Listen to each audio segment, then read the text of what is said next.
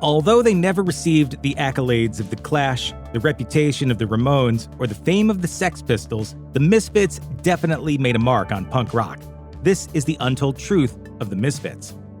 Born Glenn Anzalone on June 23, 1955, in Lodi, New Jersey, Glenn Danzig, like many disaffected suburban kids in the 60s, grew up hooked on comics and horror movies. A self-described outsider, Danzig had little patience for his peers or their tastes. In a 2013 interview with The Stranger, Danzig had this to say about his youth. Growing up, while everyone else was reading stupid stuff, I was reading Edgar Allan Poe and Baudelaire. I loved horror movies, and I really liked underground comics. After graduating from Lodi High School in 1973, Danzig developed an interest in music. As the Danzig frontman told The Stranger, his hatred of everything spurred his entry into music. With a taste for heavy music like Black Sabbath, the singer joined his first band in 1975. By 1976, he was ready to realize a new musical vision, one that would incorporate his offbeat interests and obsessions. New York's rising punk rock movement seemed the perfect vehicle. Naming his new band The Misfits after Marilyn Monroe's final film, Danzig recruited bassist Diane DiPiazza and drummer Manny Martinez. Failing to show up for rehearsals, DiPiazza was soon replaced by Jerry Caiafa. With Caiafa on bass, a guitarless Misfits featuring Danzig on vocals and electric piano released their first single, Cough Cool, backed with She, an ode to heiress-turned-Symbionese Liberation Army bank robber Patty Hearst in August of 1977. Released on Glenn Danzig's label, Blank Records, Cough Cool was limited to a modest pressing of 500 copies. Still, the short run was enough to attract the attention of a major label, but not in the way that Danzig and the Misfits might have hoped. According to American Hardcore, A Tribal History, Mercury Records wanted Blank as an indie imprint and were willing to make a deal to get it. In exchange for 30 hours of studio time, the Misfits gave up Blank Records and rechristened their label Plan 9 in a nod to Ed Wood's infamous movie. In early 1978, the Misfits, which consisted of Danzig, Jerry Caiafa, who was now known as Jerry Only, drummer Jim Mr. Jim Catania, and guitarist Frank Francescoma Licata, entered the studio to record what they intended to be their debut album, Static Age. Over the course of 20 hours, the band recorded 17 songs, including early versions of Teenagers from Mars, Hybrid Moments, and Last Caress. However, the band was unable to generate studio interest in the album. Danzig would wind up releasing many of the recordings as singles and EPs. Static Age was finally released in 1996 as part of the Misfits box set, followed by a 1997 standalone release featuring newly mixed versions of She, Spinal Remains, and The Rarity in the Doorway. Fueled by Glenn Danzig's creativity and funded by Jerry Only's day job at his father's machine shop, the Misfits developed a loyal following, playing shows in New Jersey and New York. Entrenched in a die-hard, do-it-yourself ethic, Danzig designed the artwork for the Misfits' self-released records, folding and gluing the sleeves by hand. With the 1978 departure of Francescoma and Mr. Jim, the Misfits again found themselves in need of a guitarist and drummer.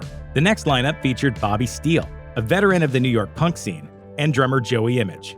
As recounted in American Hardcore, it was during this era that the band began incorporating horror elements into its image. A typical Misfits gig began with horror movie trailers projected onto a huge roll of seamless paper draped in front of the stage. As the last clip ended, the band would strike their first ear-splitting chord and smash through the screen. The look of the band also became more cohesive. Danzig, clad in a homemade skeleton shirt, and Only in leather and spikes, were now sporting exaggerated, chin-length, Dracula-style widow's peaks that would come to be known as devil locks. According to Misfits Central, the flyer for the band's final show at New York's Max's Kansas City featured the Misfits' first use of the iconic Crimson Ghost. Lifted from the 1946 Republic film serial of the same name, the Crimson Ghost would become the Misfits' mascot and the image most associated with the band. The Misfits opened for British punk band The Damned at a New York club called Hurrah in June of 1979. Prior to taking the stage, Misfits bassist Jerry Only discussed the possibility of opening for The Damned on a United Kingdom tour with the band's vocalist Dave Vanian. From this point, the details of the Misfits' ill-fated tour of Britain become somewhat murky. According to American Hardcore, Glenn Danzig and Only booked the tour through England's Musicians Union and received a contract outlining tour dates and pay from the Damned's manager. On November 21, 1979, the Misfits arrived in England. Only went to Vanyan's home to work out some final details. The visit came as a complete surprise to Vanyan, who hadn't taken Only's offer seriously. Compounding the confusion, Only had neglected to sign the contracts drawn up by the Damned's management. The Misfits were hurriedly added to the Damned's tour, but frustration over lack of pay, likely stemming from the unsigned contracts, and frustration with rented gear led the band to quit after one show. Stranded in England and surviving on Only's father's credit cards, Misfits nearly fractured. Welcome to the party, honey! Drummer Joey Image booked a flight back to the United States, effectively quitting the band. While Only went sightseeing with the late Sid Vicious's mother, Bobby Steele and Danzig landed in jail after a violent confrontation, allegedly with local skinheads. Their two-night stay in London's Brixton jail was immortalized by Danzig in the Misfits song London Dungeon. In 1980, the Misfits replaced guitarist Bobby Steele with Jerry Only's towering 16-year-old brother, Paul Kayaffa. Rechristened Doyle, the younger Kayaffa's entry into the band was marked with controversy. According to Only, Bobby Steele was unreliable and often missed practice. In an interview with American hardcore author Stephen Blush, Only gave this reason for Steele's firing. The problem was that Bobby's problems were bigger than the band problems. If Bobby had something to do, then the band came second. The Misfits finally recorded a full-length debut album in 1981. Released in 1982, Walk Among Us featured the lineup of Glenn Danzig, Doyle, Jerry Only, and new drummer Arthur Gucci. Considered by many as the definitive Misfits album, Walk Among Us represents the pinnacle of the band's melodic horror punk style. Their next album would mark a near total change in direction. Featuring a hardcore sound in the vein of Black Flag and Bad Brains, Earth AD was initially met with a tepid response from critics and fans. Although it has since come to be considered a classic, many originally felt that the band was merely jumping on the hardcore bandwagon. As documented in This Music Leaves Stains, the complete story of the Misfits, longtime fans disliked the new sound. According to American Hardcore, Danzig is no fan of the Misfits' final album, telling Blush, "I didn't like Earth AD at all. The songs were played too fast, and the album ended up sounding like one long song. That's because the guys in the band couldn't play." The last incarnation of the original Misfits played their last show on October 29, 1983 at Detroit's Greystone Hall. In the months before, the band had lost two more drummers. Arthur Gucci quit over an alleged altercation after ordering 2 cheeseburgers on a tour stop, an offense that angered budget-conscious Glenn Danzig. Ex-Black Flag drummer Robo took over in time to record Earth AD. Robo, who had been booted from the Kayaffa's home, moved in with Danzig. Unable to get along with the temperamental singer, Robo soon quit. With a Halloween show and a tour of Germany looming, the Misfits were once again in search of a drummer. As recounted in This Music Leaves Stains, Jerry Only contacted Gucci about returning to the band. When Danzig discovered Only's overtures to their ex-drummer, he vetoed the idea. Instead, he recruited Brian Damage Keats of the band Genocide. Damage's performance at the Detroit Halloween show was a disaster. The drummer, suffering from a case of frayed nerves, began drinking before the show. By the time the band hit the stage, Damage was too inebriated to play and was tossed off stage by an incensed Doyle. Todd Swalla of the Necros filled in for the remainder of the night. At the show's end, Danzig announced that the Misfits were over. Demoralized, the band shared a tense van ride back to New Jersey. Danzig wouldn't speak with Doyle and Only again for decades. By 1986, the Misfits had attained a level of notoriety far beyond anything they had experienced as a functioning band. Their growing cult fame was due largely to the success of Metallica, who championed the underground band in interviews, wore Misfits t-shirts, and covered their songs Last Caress and Green Hell on the 1987 EP Garage Days Revisited.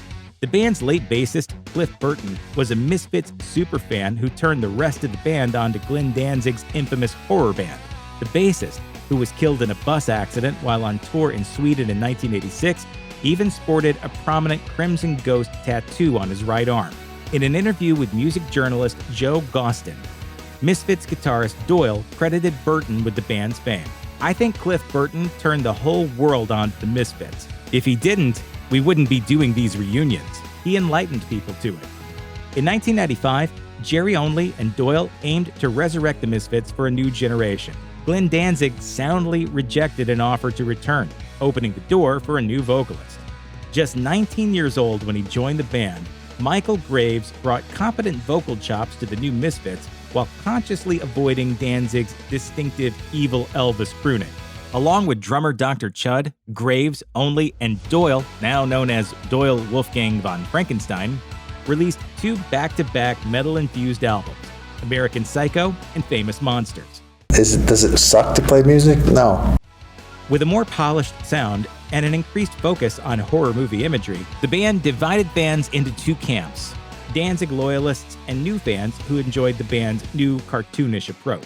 Misfits founder Danzig summed up the feelings of many original fans to Stephen Blush, author of American Hardcore, declaring, "The band you see now as the Misfits is not the Misfits. It's one guy trying to relive something and make some money because punk is fashionable again." After years of rumors and well-documented bad blood, the likelihood of a Glenn Danzig-led Misfits comeback still seemed slim. While some remained cautiously optimistic, many fans feared an implosion before the band set foot on a stage. The Misfits proved the naysayers wrong on the evening of September 4th, 2016, when they took the stage at Denver's Riot Fest. The reunion continued 2 weeks later in Chicago, where the Misfits played for an estimated 30,000 to 50,000 fans. It's nice when, people are singing and you don't even have to sing, really, if you want. You just put the mic out there singing every word. Sold-out shows in Los Angeles and Las Vegas followed. The original Misfits played arena shows through 2019. Although Danzig publicly announced that their October 19, 2019 Madison Square Garden show would be the Misfits' swan song, the veteran horror punks were back on stage in Philadelphia just 2 months later. Reflecting on years of animosity, Jerry Only told Rolling Stone that he and Danzig were, quote, never not friends, likening their relationship to the rivalry between basketball greats Larry Bird and Michael Jordan. Only told the outlet, "We went in there wanting to cut each other's throats. We walked out the door knowing we were going to play together. It's a very cool thing."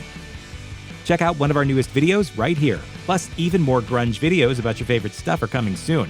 Subscribe to our YouTube channel and hit the bell so you don't miss a single one.